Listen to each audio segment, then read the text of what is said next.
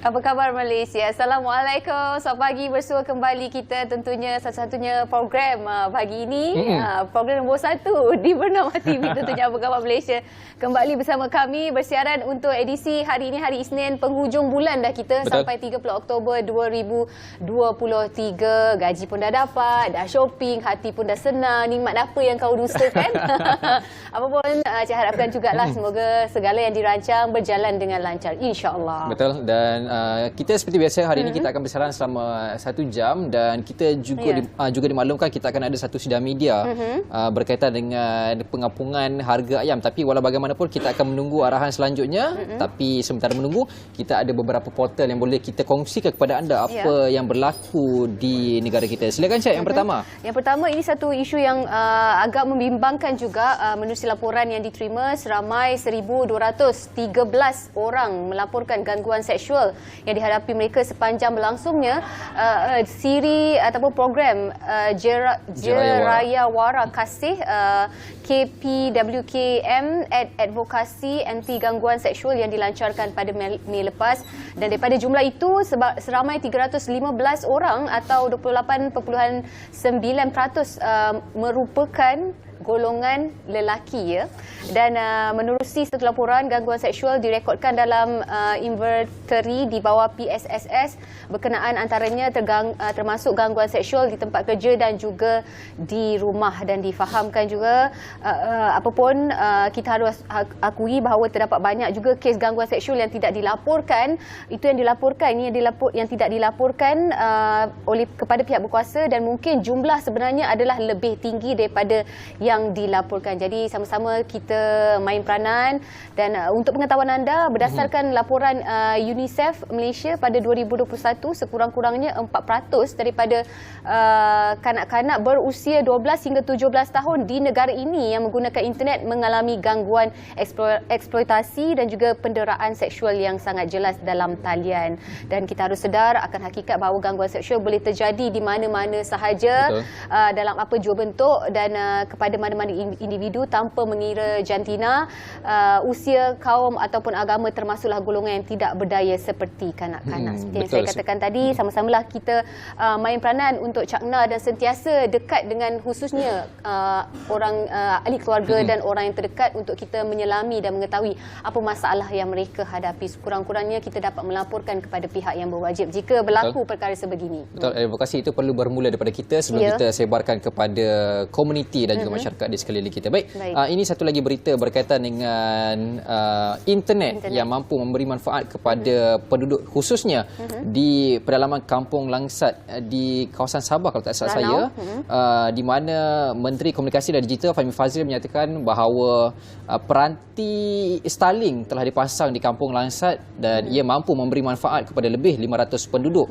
dengan akses internet berkelajuan tinggi lebih daripada 200 Mbps. Dan pemasangan peranti menerusi projek Proof of Concept atau POC itu adalah penyelesaian sementara bagi memenuhi keperluan akses internet untuk penduduk di kawasan itu, sementara menanti pembinaan menara telekomunikasi menerusi Pelan Jalinan Digital Negara ataupun jendela siap kelak. Meskipun berlaku kelewatan, namun dimaklumkan bahawa ianya masih lagi dalam proses pembinaan dan ada beberapa faktor yang perlu ditekankanlah supaya pemasangan menara internet itu dapat disiapkan dalam tempoh yang telah ditetapkan. Dan itu sekaligus dengan pemasangan peranti Starlink ini, walaupun dia sementara tetapi dia mampu memberi manfaat kepada lebih daripada 500 internet 500 penduduk di kampung itu untuk menikmati internet berkelajuan tinggi. Dan kita tahulah kalau sebelum ni kawasan-kawasan pedalaman, kampung dan sebagainya memang ada masalah internet susah ini. Untuk capai internet. Betul, susah. Jadi ini merupakan salah satu penyelesaian sementara bagi membolehkan mereka untuk menikmati internet berkelajuan tinggi. Ya, sama-samalah kita nikmatinya dengan sebaik-baiknya. Okey. Baiklah, seterusnya ini berkaitan dengan satu laporan berkaitan dengan kawasan yang berisiko berlaku fenomena air pasang besar di Kedah, di mana Angkatan Pertahanan Awam APM Kedah mengenal pasti 4 kawasan yang berisiko berlakunya air pasang bermula semalam di sepanjang pantai Kuala Kedah, Kota Kuala Muda dan juga Kuala Yan, juga Kuala Jelun, dan difahamkan fenomena itu boleh melibatkan paras ombak mencecah 3 meter dan juga lebih buruk, menyebabkan banjir di kawasan rendah jika berlaku hujan lebat, dan air pasang berlaku sekitar 12.50 tengah malam tadi, dan pada esoknya Isnin pukul 1.15 pagi dan Selasa 15.50 pagi, dan dijangka paras ombak boleh meningkat sehingga 3 meter atau lebih tinggi daripada kebiasaan dan membahayakan bot kecil. Jadi kita mengharapkan dan nasihat kepada mereka yang berada di kawasan pantai ataupun perairan sentiasa berjaga-jaga jika berlaku kenaikan air yang mendadak. Orang ramai juga diingatkan dan dinasihatkan bersedia untuk berpindah ke tempat yang lebih selamat atau pindah ke pusat pembinaan sementara jika dibiarkan anak-anak bermain air. Peka kepada amaran pihak berwajib dan juga jaga keselamatan keluarga. Betul. Dan sekarang ni pun kalau lihat faktor cuacanya pun agak tidak menentu. Jadi apa pun masing-masing perlu dalam keadaan bersiap siaga untuk apa jua situasi dan juga apa jua keadaan yang mungkin akan berlaku yang kita tidak jangka. Baik, Chat, kita nak berehat seketika, tapi sebelum kita berehat kita nak tengok ramalan cuaca sebelum kita ke Rakas Tugas dari Bilik Berita. Saksikan.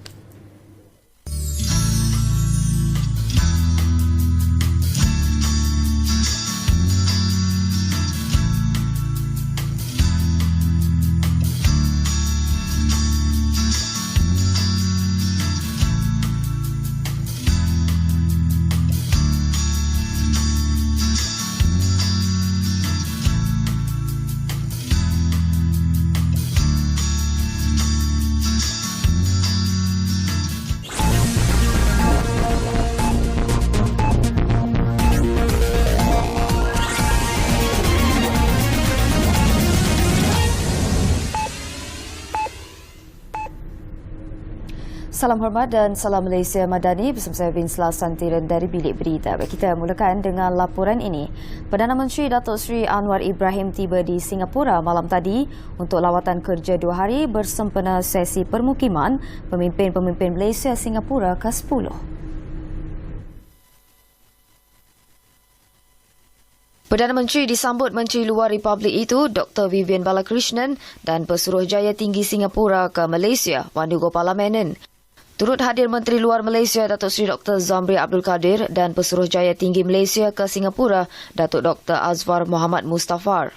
Datuk Seri Anwar berada di Singapura pada Januari tahun ini untuk lawatan rasmi sulungnya ke Singapura selaku Perdana Menteri, dan pada September lepas, beliau menyertai 2 sesi khas di Sidang Kemuncak Asia ke-10 Institut Milken. Menurut Wisma Putra, Datuk Seri Anwar dan rakan sejawatnya Lee Hsien Loong akan membincangkan langkah-langkah ke arah meningkatkan hubungan dan kerjasama dua hala, termasuk inisiatif-inisiatif baharu untuk kelancaran kesaling hubungan dan pergerakan rentas sepadan serta kerjasama dalam tenaga hijau. Ini merupakan pertemuan pertama antara kedua pemimpin dalam kerangka permukiman. Sesi permukiman pemimpin-pemimpin Malaysia, Singapura merupakan mekanisme dua hala peringkat tertinggi antara kedua-dua negara yang dihoskan secara bergilir-gilir sejak 2007. Sesi permukiman ini telah tertangguh sejak 2019 kerana pandemik COVID-19.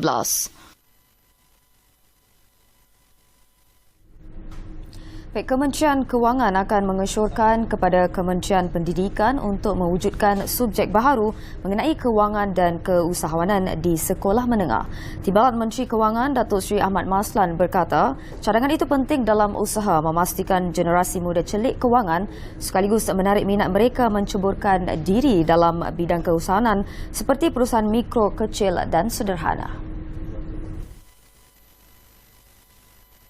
Susulan itu, Jawatan Kuasa Jaringan Pendidikan Kewangan FEN yang antaranya dianggotai Bank Negara Malaysia, KPM serta Agensi Kaunseling dan Pengurusan Kredit AKPK akan berbincang dan melakukan kajian awal terhadap pengenalan subjek baharu tersebut. Jadi saya ingin mengesyorkan agar kurikulum mengenai keusahawanan dan keuangan diadakan di peringkat sekolah tingkatan 1, 2, 3, 4, 5, 6, tingkatan 6 supaya rakyat terutama orang muda boleh memahami tentang keusahawanan dan keuangan dengan lebih berstruktur dan bersistematik. jika mereka belajar 3 jam sehari selama seminggu, selama 5 tahun, saya kira ramai akan mendapat faedah akibat daripada celik usahawan dan celik keuangan dalam hidup mereka pada masa akan datang. Datuk Seri Ahmad berkata usaha bagi mewujudkan subjek itu juga dapat membantu membendung kes skamer sekaligus mengelakkan masyarakat menjadi mangsa penipuan. Menurutnya, pemilihan agar ia dilaksanakan di peringkat sekolah menengah adalah seiring dengan kadar lepasan sijil pelajaran Malaysia SPM di negara ini, iaitu kira-kira 500,000 orang setiap tahun. 6 rumah melibatkan 37 penduduk di sekitar Cangkat Jawi di Arau Perlis terjejas akibat ribut petang semalam. Pengarah Angkatan Pertahanan Awam Malaysia Perlis, Lieutenant Kolonel Pertahanan Awam Muhammad Izaimi Mat Daud berkata, kejadian kira-kira 3.30 petang itu menyebabkan rumah berkenaan mengalami kerosakan struktur. Pasukan APM Perlis telah digerakkan untuk membuat pemantauan dan memberikan bantuan kepada mangsa.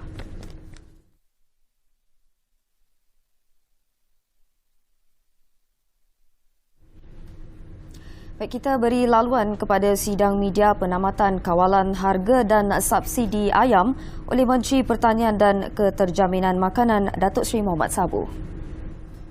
Berbahagia Datuk Seri Muhammad Sayuti bin Bakar, Ketua Siasat Kementerian Perdagangan Dalam Negeri dan Kos Sara Hidup, Datuk Yatimah Sarjiman, Kementerian Ekonomi, Puan Hajah Nazaria binti Barudin, Timbalan Ketua Perangkawan Jabatan Perangkaan Negara, Jabatan Perangkaan Negara, bersama kita juga YB Timbalan Menteri Pertanian dan Keterjaminan Makanan, Deputi Jemputan, rakan-rakan media, datuk-datuk, tuan-tuan, para hadirin, terutama sekali para wartawan dan pengamal media yang dihormati sekalian. Alhamdulillahirabbil alamin wassalatu wassalamu ala asyrafil anbiya'i wal mursalin wa ala alihi wa sahbihi ajma'in.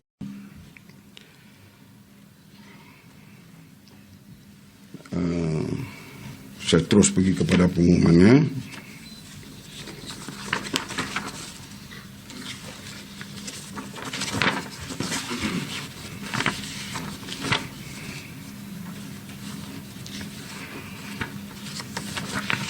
Ada.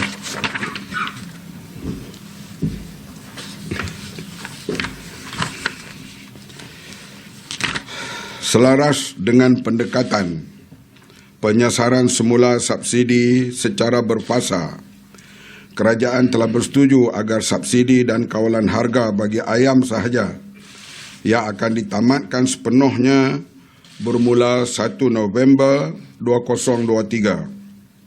Subsidi serta kawalan harga bagi telur ayam grade A, B dan C akan diteruskan menggunakan mekanisme sedia ada. Untuk maklumat semua, sejak Februari 2023, kerajaan menanggung RM3.8 bilion untuk subsidi telur dan ayam. Rasional penamatan subsidi secara pukal bagi ayam adalah untuk mengurangkan ketirisan subsidi, di mana pada ketika ini ianya turut dinikmati oleh warga asing dan golongan berpendapatan tinggi. Penamatan harga kawalan ayam diambil bagi menyokong kemampanan industri pengeluaran ayam tempatan. Di samping itu, melalui kaedah ini, kerajaan akan turut dapat meningkatkan pelbagai inisiatif sosioekonomi dan kebajikan rakyat termasuk bantuan tunai. Penamatan subsidi ayam ini telah mengambil kira situasi dan tren semasa bekalan serta harga ladang dan kos pengeluaran ayam telah mulai stabil, yang menyumbang kepada harga pasaran semasa kini berada di bawah harga shilling. Dalam hal ini, kerajaan akan memastikan harga jualan bagi ayam yang akan diapungkan terus berada pada kadar yang munasabah. Kerajaan juga akan meluaskan akses kepada bekalan ayam melalui jualan agro madani dan jualan rahmah secara berterusan di seluruh negara bagi memberikan pilihan dan jaminan kepada rakyat untuk mendapatkan bekalan ayam pada harga yang berpatutan dan di bawah harga shilling semasa. Di samping itu, melalui sesi libat urus bersama pemain industri pada 22 Oktober 2023, kerajaan telah mendapatkan komitmen daripada pihak industri supaya harga ayam di ladang yang dikeluarkan tidak akan mencatat kenaikan yang ketara sehingga membebankan pengguna.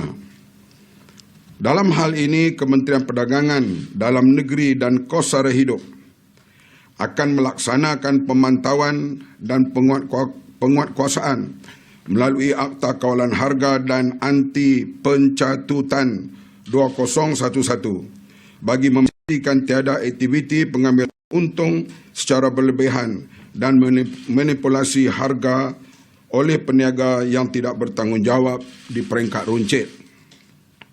Kerajaan juga bersedia untuk mendapatkan bekalan tambahan daripada sumber luar jika terdapat kekurangan daripada segi bekalan yang boleh menyebabkan kenaikan harga secara mendadak. Selain itu, kerajaan akan terus bekerjasama dengan semua pihak bagi memastikan status bekalan dan harga ayam di ladang berada dalam keadaan stabil dan tidak membebankan rakyat, serta tidak berlaku sebarang aktiviti pencatutan di sepanjang rantaian bekalan.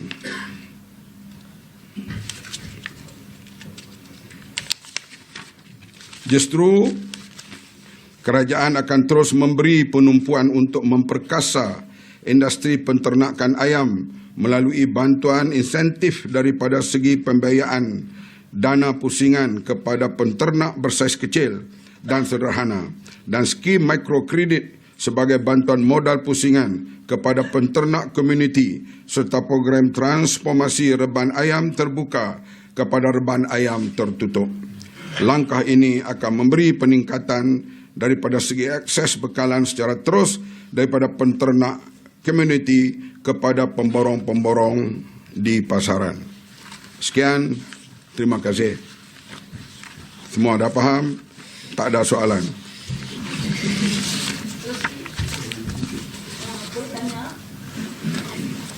Selepas apung harga ayam berapakah harga dijangka meningkat?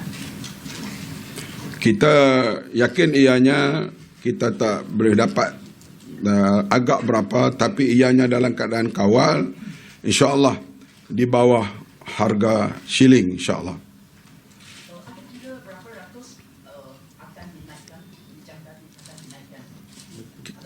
Ada buat cakap. Pihak kita telah berdialog dengan pihak pembekal. Mereka sendiri mengatakan mereka jual sekarang harga yang agak murah jauh daripada harga shilling, maka harganya akan stabil bila diapungkan nanti.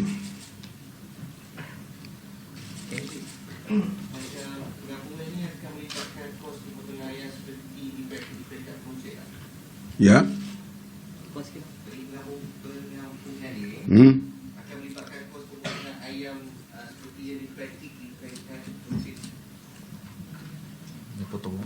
Ayam yang harga potong itu selalunya mereka charge dalam pasaran lah RM1 lebih kurang. Jadi kalau ayam yang tak dipotong, yang disembelih lah, yang tak dipotong, itu harganya adalah harga yang kalau dipotong itu selalunya ada ekstra RM1. Selalunya ada pihak yang mengambil lebih rendah pada itu, ada yang tak ambil, tapi selalunya RM1.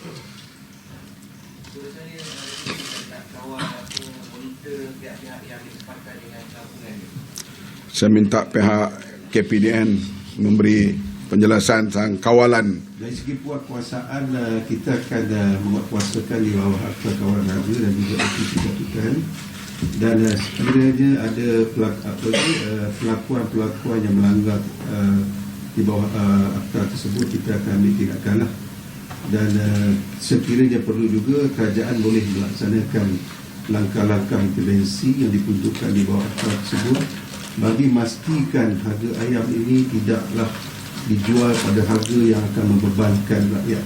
Itu yang di bawah akta tersebut memperuntukkan langkah-langkah intervensi yang boleh dilaksanakan oleh kerajaan. Kenapa subsidi dan harga kawal telur masih diteruskan?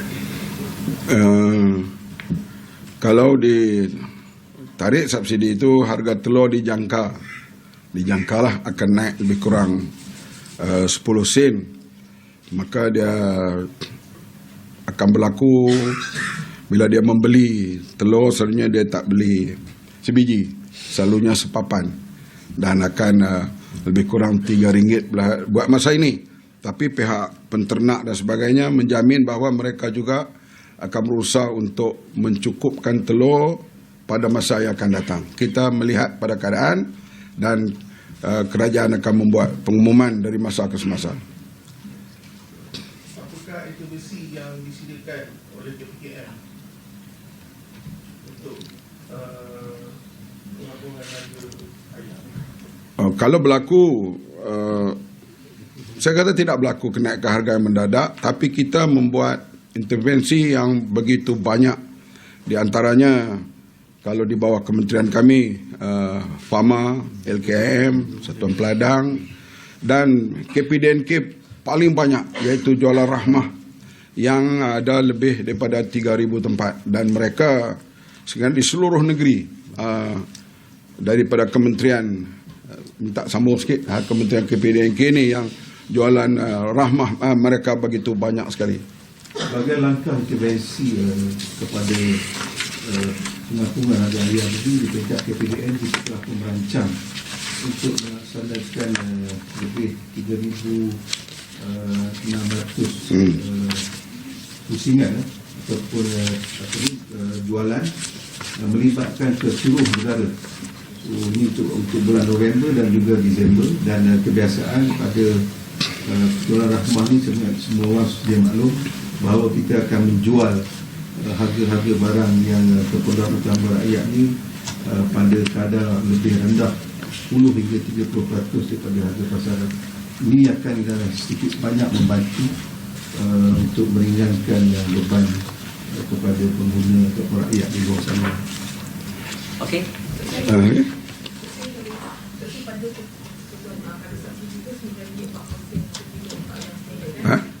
Boleh bagi satu penerangan yang ringkas sikit supaya pengguna sepatutnya faham. Selepas saya sendiri berurus dengan industri itu, berapa harga yang mereka mungkin setuju? Harga shilling diletakkan dulu tahun Februari 2022, dan sekarang ini purata harga ayam dijual oleh pengeluar-pengeluar utama ini berada di paras yang jauh lebih rendah. Oleh itu, kalau berlaku pengapungan, kita berkeyakinan harganya tidak naik mendadak, dia akan stabil. Kalau naik mendadak, kita akan tanya kenapa. Sebab bekalannya cukup. Yang selalu naik mendadak bila bekalan tidak cukup. Sekarang, pihak pembekal menjamin bahawa pembekalnya cukup, dan kalau berlaku keruncingan tak cukup, kita ada standby untuk bawa daripada luar dengan segera. Ini melalui cara-cara yang dilaksanakan, terutama melalui DBS dan sebagainya yang telah bersedia untuk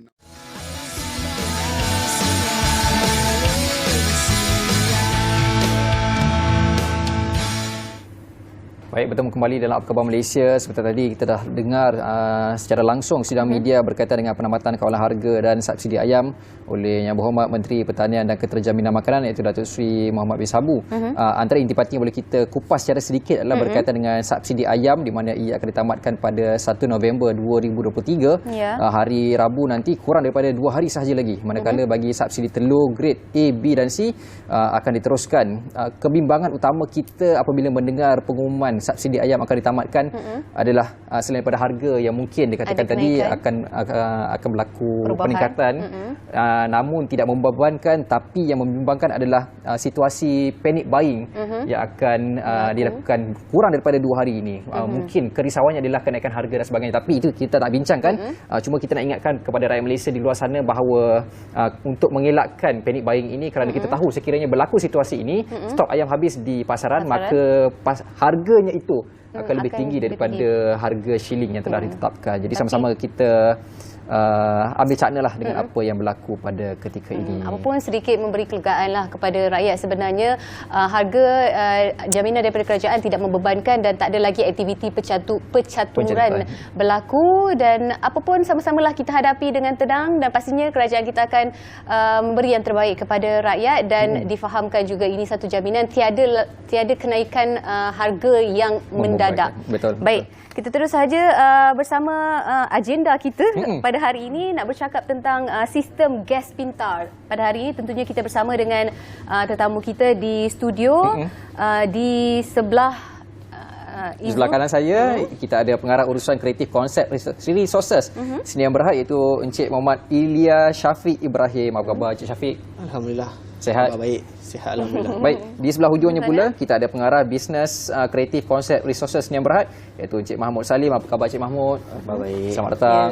Terima kasih atas kesudian meluangkan masa. Mungkin sebagai permulaan kita nak kenal dululah pengenalan dan juga sedikit latar belakang tentang kreatif konsep resources Sdn Bhd ni. Mungkin Encik Syafiq boleh mulakan? Okey. Kreatif konsep resources Sdn Bhd ni adalah sebuah syarikat yang mementingkan sains dan teknologi. Kita pun tahu sains dan teknologi adalah kata orang kekuatan dalam apa-apa bidang sekalipun. Disebabkan sains dan teknologi lah kita berkembang dengan majunya. So ini adalah adalah konsep ataupun trust yang kreatif konsep resources yang digunakan.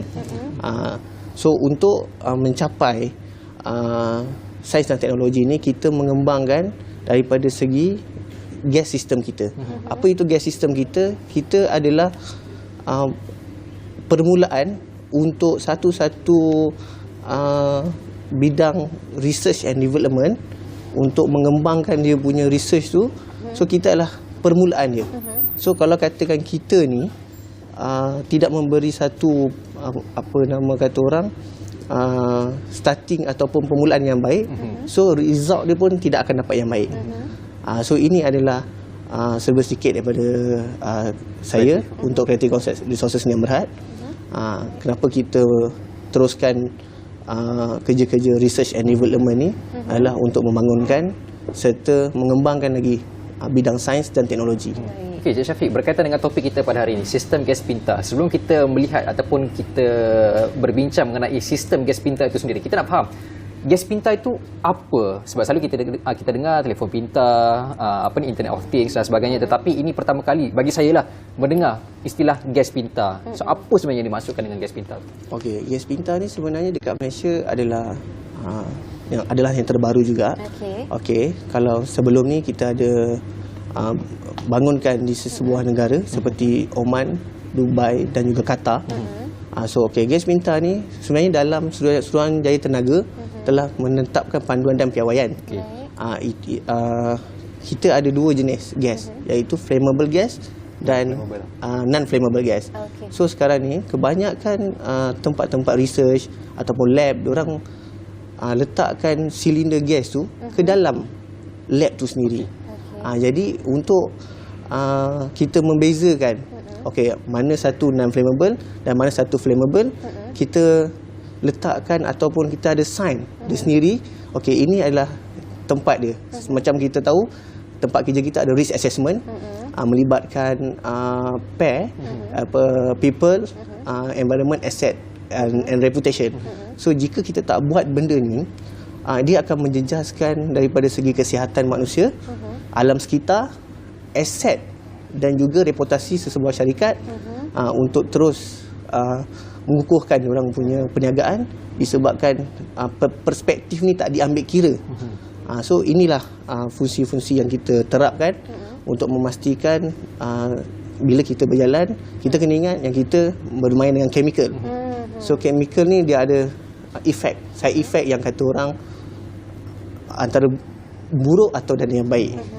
So saya akan terus mengekalkan pair ni dalam kerja-kerja kita ataupun produk kita sendiri. Baik, saya nak faham lagi tentang sistem yang dibangunkan oleh Creative Concept Resources itu sendiri.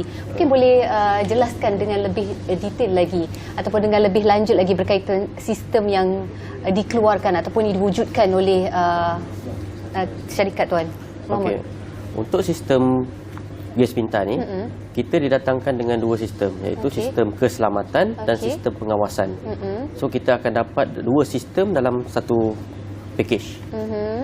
So untuk kelebihan dia, untuk keselamatan kita boleh detect, kita boleh connectkan dengan gas detector untuk memudahkan kita detect jika ada kebocoran gas yang berlaku di kawasan silinder. Bagi untuk sistem pengawasan pula, so kita memudahkan untuk user untuk melihat kuantiti dalam kandungan silinder gas. So untuk sistem kita dah letak dalam tu untuk kita mudahkan dia melihat berapa kuantiti yang tinggal tanpa perlu keluar ke ban untuk kita lihat direct ke silinder. Okey, macam mana untuk kita lebih faham lagi dan bayangkan sistem tu bagaimana? Adakah sejenis benda, komponen untuk kita lebih memahami lagi tentang gas pintar, sistem gas pintar tu? Okey, sebenarnya kita ada dua elemen daripada segi laboratory kalau kita faham. So satu adalah penyimpanan sistem silinder tu kepada instrumen. Okey. So dekat penyimpanan gas tu kita ada satu equipment untuk push dia pergi kepada instrumen. Okey. Kalau katakan kita melibatkan flammable gas. Di sana kita ada control dia punya pressure supaya dia tak akan ambil pressure yang terlalu tinggi. So dia bergantung kepada instrumen tu. Jika instrumen tu memerlukan certain ataupun sekian pressure yang diperlukan, kita hanya set benda tu sampai itu sahaja. So kita ada apa yang Cik Mahmud tadi sampaikan, kita ada gas detection system. Gas detection ni berfungsi untuk mengesan kebocoran supaya bila ada berlaku kebocoran, kita ada inisiatif ataupun langkah-langkah yang perlu kita ambil untuk kita tentukan adakah ini kesan yang bahaya ataupun tidak. Kita kena mengakui ada yang mengambil bila kita dapat satu indikator yang mengatakan gas ni bocor. Adakah tinggi dia punya kebocoran ataupun rendah. So dalam sains ataupun gas detection tu sendiri, dia ada LEL dia sendiri. Level yang ditentukan bila sampai waktunya dia akan memberi satu informasi di kita punya control panel. So control panel tu dia akan highlight kan, gas ni ada bocor. So kalau katakan ada sparking ataupun nak bermulanya kebakaran atau kebocoran, kalau katakan orang dalam contohlah menjerit, ada bocor ataupun ada sparking yang berlaku, orang daripada luar pun boleh stopkan kebakaran tu. Sebab dekat luar ada satu emergency button yang kita boleh kontrol. Luar dan dalam sebenarnya ada. So kalau kat dalam dia boleh stopkan, dan dekat luar pun dia boleh stopkan juga. Maknanya dia lebih kepada automation punya sistem lah. Ya, betul. Okey, kita nak tahu juga sebenarnya gas pintar ni ataupun sistem yang telah dibangunkan itu digunakan sesuai untuk apa? Adakah untuk medical ataupun untuk oil and gas ataupun ada bahagian-bahagian yang dikhususkan boleh diguna sistem tu? Okay.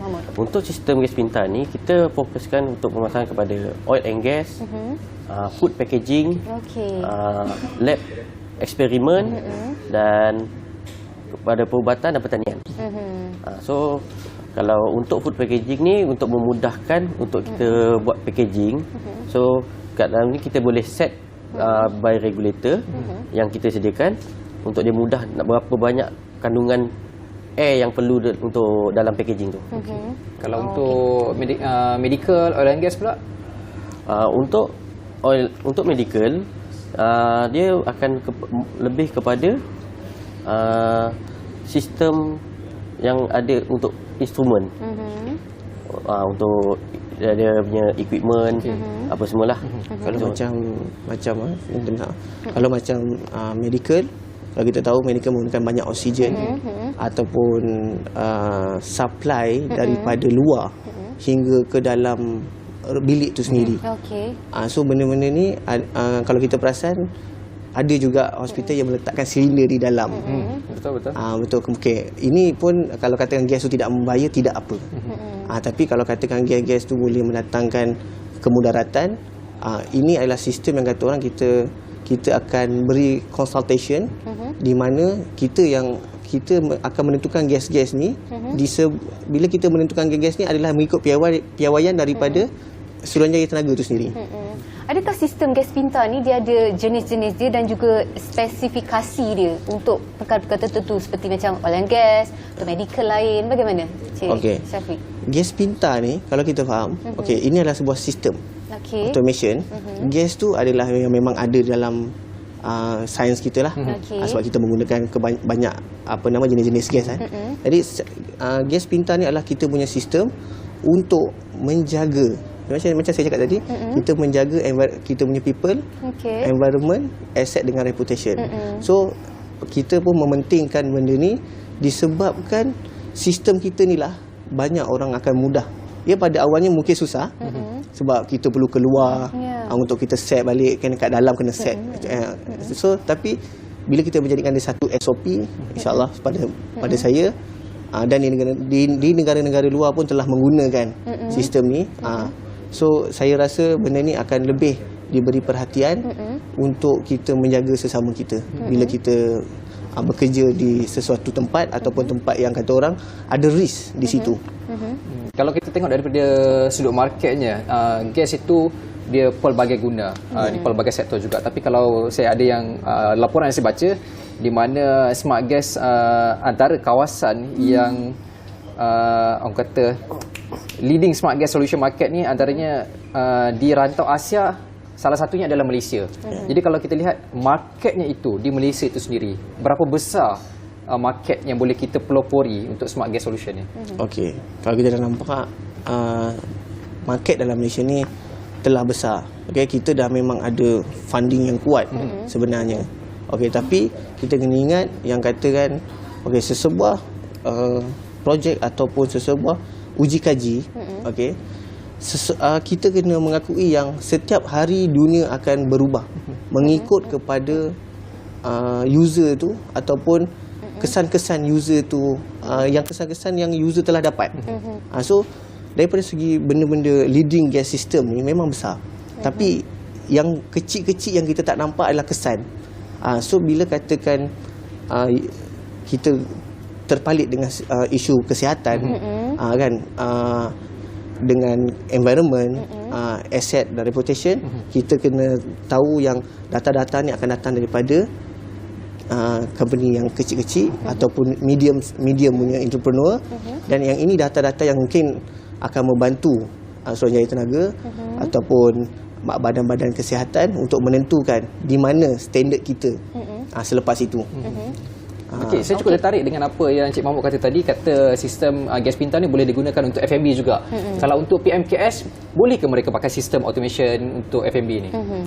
Untuk sistem PMKS pun masih boleh digunakan untuk sistem kita dan ia akan memudahkan dan akan meningkatkan produktiviti lah. Sebab apa? Kita tak perlu nak tukar gas silinder tu untuk stopkan dia. Maksudnya kita boleh pasang 2 silinder dalam satu masa dan benda sistem ni akan automatik tukar apabila salah satu silinder habis. So kita tak perlu untuk stopkan untuk kita tukarkan kepada gas lain. Okey, secara ringkasnya, kita di penghujung perbincangan kita nak tahu juga Cik Syafiq, kalau mereka nak dapatkan sistem gas pintar ni di mana mereka boleh dapatkan, ataupun nak tengok review ke, nak tengok montaj video-video dan sebagainya. Okey, untuk pengguna ataupun owner lab ataupun mana-mana bidang berkenaan dengan sains dan teknologi, jika anda perlu khidmat kami, sila layari laman web kami www.creativeconcept.my. So dekat sana kita ada WhatsApp untuk anda bertanyakan apa sahaja berkenaan dengan keperluan anda. Kita adalah one stop center yang menitik beratkan daripada segi design and build, endorsement serta ke education project. Itu pada peringkat dasarnya kita perlu kukuhkan apa yang perlu kita kata orang kesan-kesan yang telah kita nampak di bidang sains dan teknologi. Ini efek yang kata orang kurang nampak tapi ada. Dia kecil tapi kita tak tahu kalau tak kena. Kalau dah kena baru kita tahu. Ya, betul. Okey, baik. Segala maklumat lanjut anda boleh dapatkan seperti yang Cik Syafiq katakan tadi, creativeconcept.my. Jadi terima kasih kita ucapkan kepada kedua orang tetamu kita, iaitu Cik Muhammad Ilya Syafiq Ibrahim dan juga Cik Mahmud Salim atas perkongsian mengenai sistem gas pintar kita. Dan kepada anda yang nak mendapatkan maklumat lanjut, boleh layari ke portal yang telah Cik Syafiq cakapkan tadi. Dan kita nak berehat seketika, jangan ke mana-mana.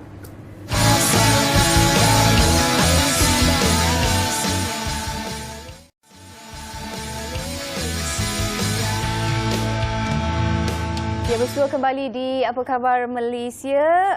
Sedikit perkongsian hari ini berkaitan dengan Karnival Sukan Madani 2023 dan tentunya bersama kami di studio pagi ini kita ada tetamu yang cukup istimewa. Di hujung sana kita ada Ustaz Rozimi Zamri selaku Imam Besar Masjid Wilayah Persekutuan. Di hujung sana kita ada Ustaz Jeffrey Bujang, Bilal Masjid Wilayah Persekutuan. Terima kasih Ustaz atas kesudian meluangkan masa pagi ini.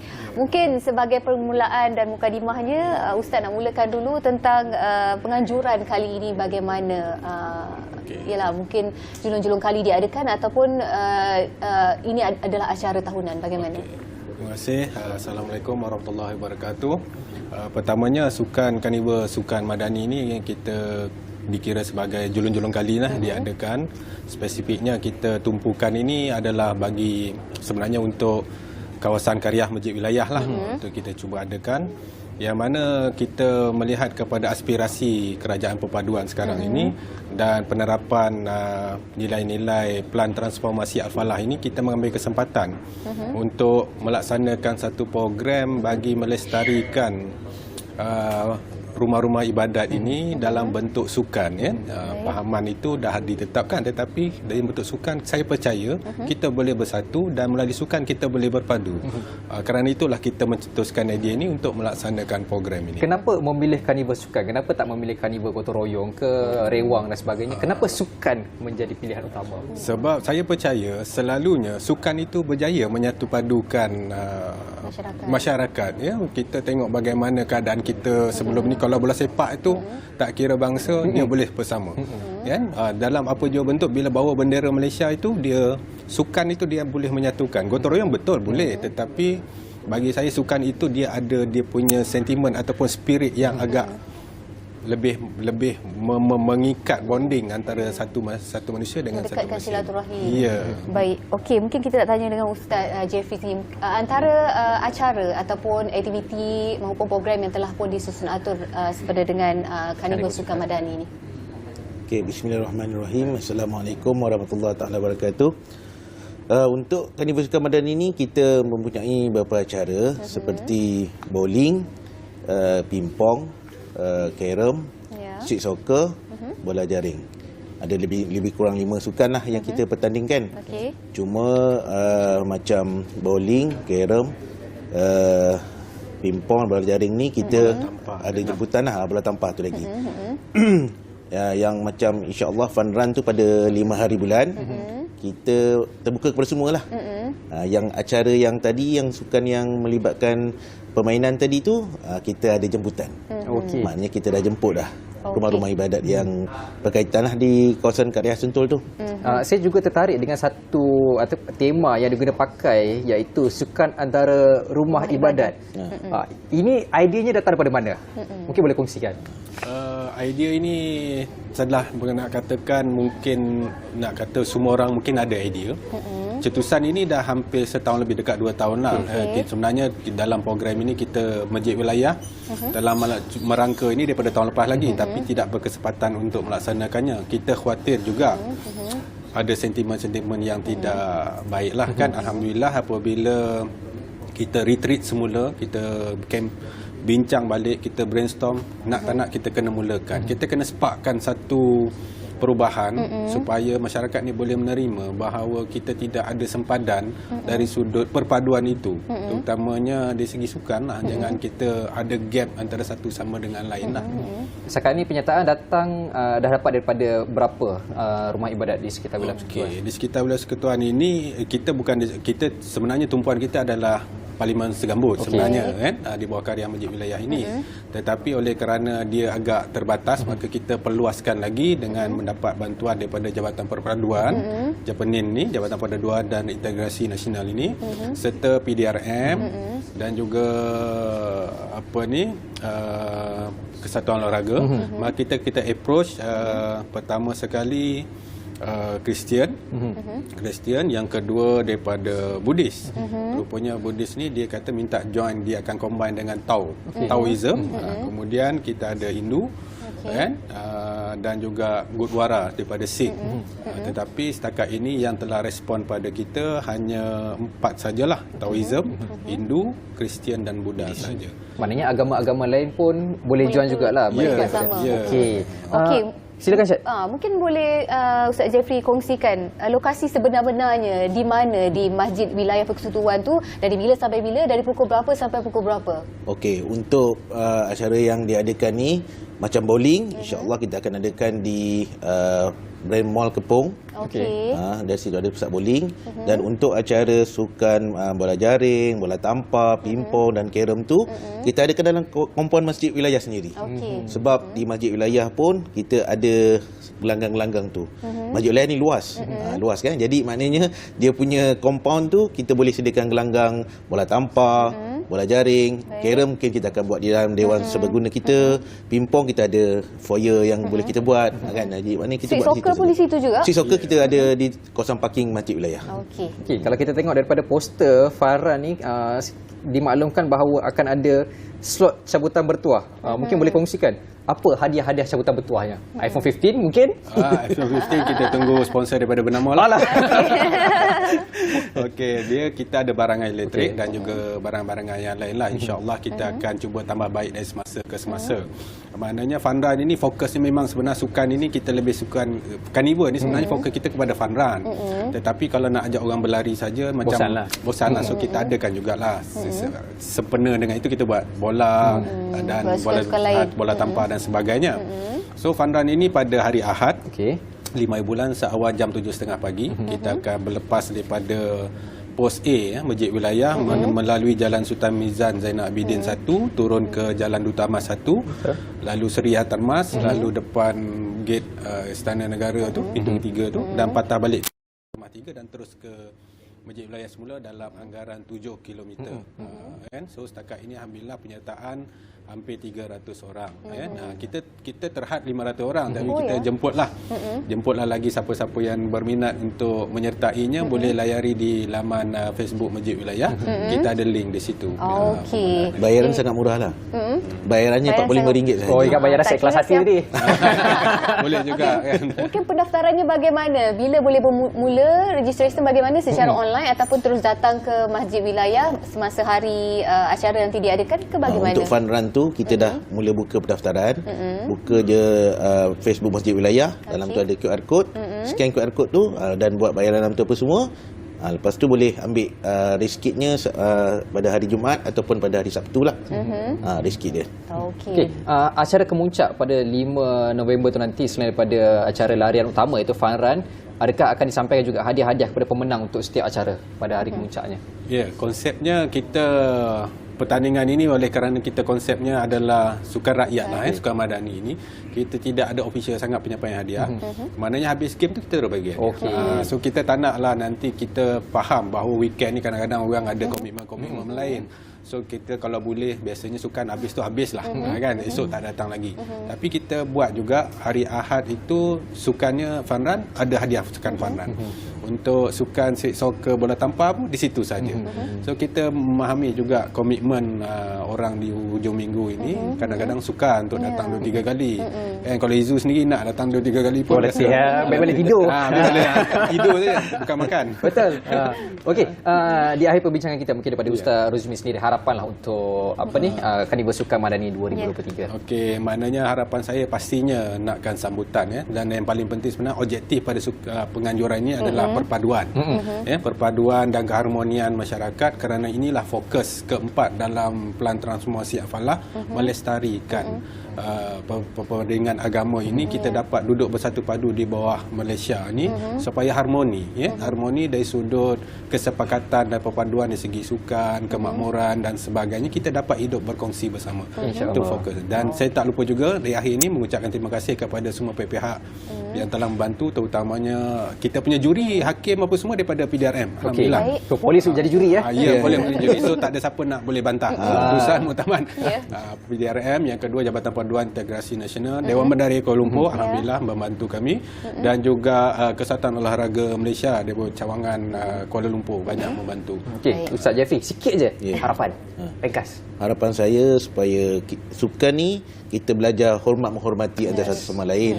Sebab bila kita melibatkan agama-agama lain ni, maknanya mungkin fahaman tu lain kan. So maknanya bagaimana cara kita menghormati antara agama dan kita sama-sama bersatu padu dalam melestarikan Malaysia Madani. InsyaAllah, itu yang kita mahukan. Karnival Sukan Madani berlangsung pada 3 hingga 5 November ini, bermula 8 pagi hingga 6 petang di Masjid Wilayah Persekutuan. Anda boleh dapatkan maklumat lanjut di website Masjid Wilayah itu sendiri. Dan tak kira siapa pun anda, apa jua bangsa maupun agama, kalau ingin terlibat sama hujung minggu, mungkin kita boleh beriadah dan lakukan aktiviti bersama keluarga. Betul-betul. Dan saya rasa itu saja untuk hari ini perkongsian kita, dan kita berjumpa lagi pada esok bersama dengan rakan tugas yang lain. Saya Izzy Yusof. Saya Cedi undurkan diri. Assalamualaikum. Bye-bye.